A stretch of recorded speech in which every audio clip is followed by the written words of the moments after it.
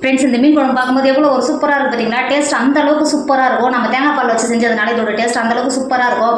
நீங்கள் மீன் வாங்கினா வெங்காயம், தக்காளி, பூண்டு இதெல்லாம் இருக்கணும்னு அவசியமே கிடையாது. இந்த மாதிரி மீன் குழம்பு பண்ணி பாருங்களா, டேஸ்ட் அந்த அளவுக்கு சூப்பராக இருக்கும். இது கேரளா ஸ்பெஷல் மீன். இப்போ இந்த மீன் குழம்பு எப்படி செய்யலாம்னு பார்க்கலாமா?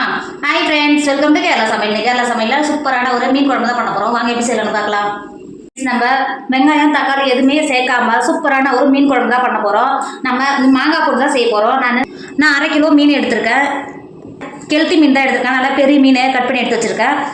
இப்போ நம்ம இந்த மாங்காய் கட் பண்ணி எடுத்து வச்சுருக்கோம் பார்த்தீங்களா, இதை போட்டு தான் தேங்காய் பால் வச்சு தான் வைக்க போகிறோம். டேஸ்ட் அந்தளவுக்கு சூப்பராக இருக்கும். இப்போ இந்த குழம்பு பண்ணுறதுக்கு இப்போ ஒரு மிக்சர் எடுத்துக்கோங்க. நான் ஒரு மூடி தேங்காயை, நல்லா பெரிய தேங்காய் ஒரு மூடி தேங்காய் எடுத்து நல்லா துருவி வச்சுருக்கேன். இப்போ துருவின தேங்காவை இந்த மிக்சி ஜாரில் சேர்த்துக்கோங்க. நீங்கள் அளவுன்னு சொல்லி பார்த்தீங்கன்னா 250 கிராம் கப்பில் 1.5 கப் இருக்கும். இந்த தேங்காய் அளவு அதில் சேர்த்து கொடுத்துக்கோங்க. தேங்காய் கூடவே 2 டேபிள் ஸ்பூன் மிளகாத்தூள் சேர்த்துக்கோங்க. நல்லா நான் காரமான மிளகாத்தூள் தான் சேர்த்துக்கிறேன். நீங்கள் காரத்துக்கு அனுசரித்து சேர்த்துக்கோங்க. 1/4 டேபிள் ஸ்பூன் மஞ்சத்தூள் சேர்த்துக்கோங்க. 1/4 கப்பு தண்ணி சேர்த்துக்கோங்க. தண்ணி சேர்த்து கொடுத்துட்டு மிக்ஸி மூடி போட்டு நல்லா பேஸ்ட் போல் நல்லா அரைச்சி எடுத்துக்கோங்க. நம்ம அரைச்சி எடுத்தது பாருங்கள், இந்த அளவுக்கு இருக்கணும். இந்த இருக்குது பார்த்தீங்களா? இப்போ நீங்கள் குழம்பு எந்த பாத்திரத்தில் பண்ண போகிறீங்களோ அந்த பாத்திரம் எடுத்துக்கோங்க. நான் மஞ்சட்டில் தான் பண்ண போகிறேன். வச்சுட்டு நம்ம தேங்காய் பாலெலாம் வடிகட்டி எடுப்போம் பார்த்தீங்களா, இந்த மாதிரி ஒரு ஜன்னி வச்சுக்கோங்க. நம்ம அரைச்சி எடுத்து வச்சுருக்கோம்ல தேங்காய் தான் அதில் சேர்த்துக்கோங்க. சேர்த்து கொடுத்துட்டு நல்லா பிழிஞ்சு எடுத்துக்கோங்க. நம்ம தேங்காய் பால் மட்டும் பிழிஞ்சு எடுப்போம் பார்த்தீங்களா, அந்த மாதிரி எல்லாம் நல்லா பிழிஞ்சு எடுத்துக்கோங்க. இப்போது தேங்காய் பால் நல்லா வடிகட்டி எடுத்து வச்சுட்டோம். இது கூடவே நீல வாக்கில் கட் பண்ணி வச்சுருக்கேன் 3 பச்சை மிளகாய் உள்ளே சேர்த்துக்கோங்க. 2 கொத்து கருவேப்பிலை சேர்த்துக்கோங்க. அது கூடவே 1 டேபிள் ஸ்பூன் உப்பு சேர்த்துக்கோங்க. சேர்த்துட்டு குழம்புக்கு உங்களுக்கு எந்த அளவுக்கு தண்ணி தேவையோ அந்த அளவுக்கு தண்ணி சேர்த்துக்கோங்க. தண்ணி சேர்த்து கொடுத்துட்டு நம்ம சேர்த்த பச்சை மிளகாய் இதெல்லாம் சேர்த்து நல்லா கலந்து கொடுத்துக்கோங்க. மூடி போட்டு மூடிக்கோங்க. மூடி போட்டு இதுக்கப்புறம் அடுப்பில் வச்சு நல்லா கொதிக்க விடுங்க. ஃப்ரெண்ட்ஸ், இங்கே பாருங்கள், நல்லா குழம்பு எந்த அளவுக்கு நல்லா கொதிக்க ஆரம்பிச்சிச்சு பார்த்தீங்களா? இங்கே பாருங்கள் எந்த அளவுக்கு நல்லா கொதிச்சு வந்துருக்கு பார்த்தீங்களா? இப்போ இந்த ஸ்டேஜில் நம்ம ஏற்கனவே கழுவி எடுத்து வச்சுருக்கிறோம்ல மீனை உள்ளே சேர்த்துக்கோங்க. சேர்த்து கொடுத்துட்டு அது கூடவே நம்ம கட் பண்ணி எடுத்து வச்சுருக்கோம்ல மாங்காய் உள்ள சேர்த்துக்கோங்க.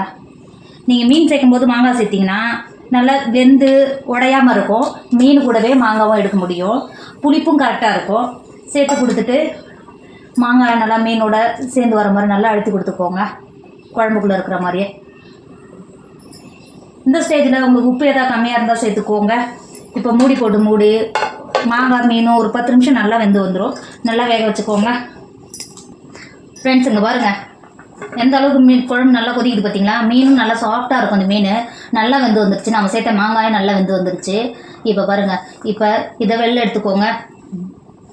குழம்பு நல்லா கொதிச்சு மீன் நல்லா வெந்து வந்துருச்சு. இப்போ இறக்கிக்கோங்க. அடுப்பில் இரும்பு வாண்டு வச்சுக்கோங்க. இதில் 2 டேபிள் ஸ்பூன் தேங்காய் எண்ணெய் சேர்த்துக்கோங்க. தேங்காய் எண்ணெய் சேர்த்து பண்ணும்போது இது டேஸ்ட் இன்னும் நல்லா சூப்பராக இருக்கும். இது கேரளா ஸ்பெஷல்னு கூட சொல்லலாம். 2 டேபிள் ஸ்பூன் தேங்காய் எண்ணெய் சேர்த்துக்கோங்க. எண்ணெய் சேர்த்து நல்லா சூடாகிடுச்சு. 1/2 டேபிள் ஸ்பூன் வெந்தயம் சேர்த்துக்கோங்க. வெந்தயம் சேர்த்து வெந்தயம் நல்லா பொரிஞ்சு வந்துருச்சு. 10 சின்ன வெங்காயத்தை பொடியாக கட் பண்ணி வச்சுருக்கேன். இப்போ உள்ள சேர்த்துக்கோங்க. சின்ன வெங்காயம் சேர்த்து நல்லா பொன்னிறமாக வர வரைக்கும் நல்லா வறுத்துக்கோங்க. இந்த எண்ணெயோடு சேர்ந்து நல்லா வறுந்து வர வரைக்கும் நல்லா வறுத்துக்கோங்க. ஃப்ரெண்ட்ஸ், இப்போ பாருங்கள், நம்ம சேர்த்த சின்ன வெங்காயம் நல்லா எந்த அளவுக்கு நல்லா கலர் மாதிரி வறுந்து வந்தது பார்த்தீங்கன்னா. இப்போது 1 டேபிள் ஸ்பூன் காஷ்மீர் மிளகாத்தூள் சேர்த்துக்கோங்க. காரத்துக்காக இல்லை, லைட்டாக கலருக்காக 1 டேபிள் ஸ்பூன் காஷ்மீர் மிளகாத்தூள் சேர்த்துக்கோங்க. அது கூடவே 2 கொத்து கருவேப்பிலை சேர்த்துக்கோங்க. சேர்த்துட்டு நல்லா கலந்து கொடுத்துக்கோங்க. கலந்து கொடுத்துட்டு இறக்கிக்கோங்க.